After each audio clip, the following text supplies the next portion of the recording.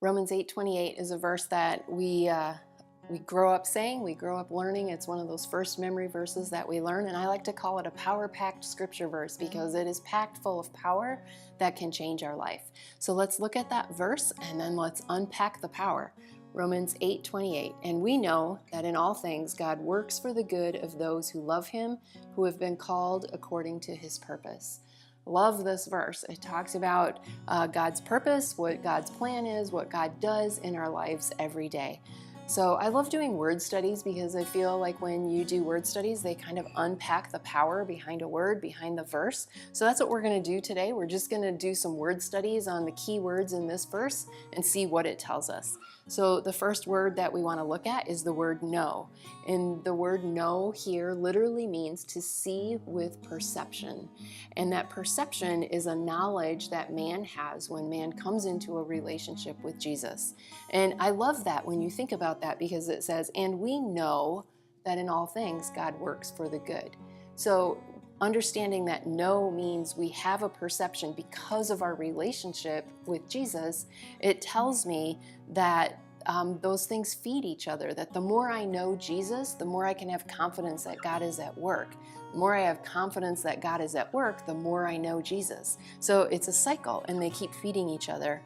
I also love that there's a key verse in here that says all, or a key word that says all things. We know that God works in all things. It's not just some things. It's not just holy things. It's not just church things or good things, things we deem as good, but God works in all things. He works in good. He works in bad. That should be a comfort to us, that regardless of the circumstance that we're in, God has the ability to work in that. That's what it tells me. It tells me that God is bigger than my circumstances. He is greater or more powerful than anything the world can throw at me because God works in all things. I love that. Does that mean that life is easy? Absolutely not. Does it mean that bad things never happen? Absolutely not. It just means that those things are not more powerful than God. God is able to work in all things. That's what He does. He reclaims and restores all things. So the next word that I want to look at is God works. This was an eye-opening word for me as I was getting ready for this video. I just had never read this before and I thought it was really interesting, but the word used for work has an implication of co-laboring. And think about that. God works, God co-labors in all things. So what does that tell me? It tells me that God can work in my life situation, but I have to work in my life situation too. I don't know about you, but I'm kind of gal that sometimes I just wish God would sweep in and take care of the mess and just like clean it up. Like, come on, God, show up, right? But He does show up, but He also expects me to work too. He's a co-laborer with me in my life and in my circumstances.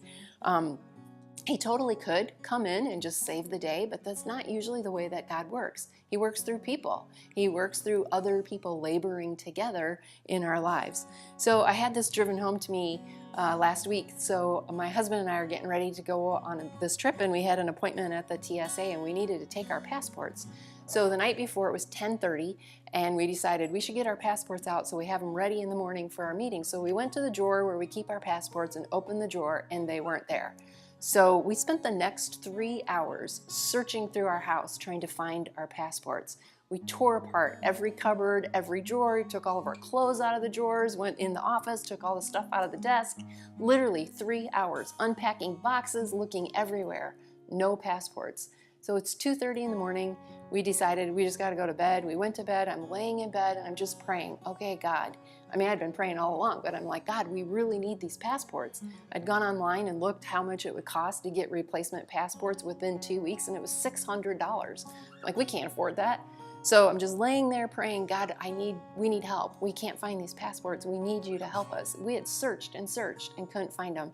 And all of a sudden, my husband shoots out of bed, goes running out to the garage, opens his glove compartment in his car, and there are our passports. And he came in and said, yeah, a couple weeks ago, I grabbed them. I was going to go to TSA, ran out of time. So he remembered that he had put them in the glove compartment in his car. So it was just such a great example of how, at the very beginning, Could God have just sparked our memory? Yeah, they're in the car, just like that. But no, we had to work with Him, co-labor with Him to resolve the situation. That is often how God works. He works through us, with us, to bring about good. So let's keep going. The word good means profitable. I'm going to read this list. It means profitable, useful, good, excellent, best, beneficial.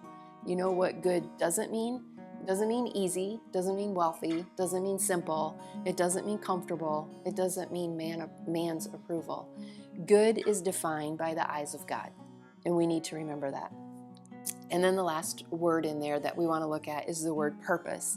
And it means a plan set forth, a presentation, exposition, determination, will. Something that involves resolve and design, a placing in view or a display of. And this is interesting. When the word purpose is used in Scripture, it always refers to salvation.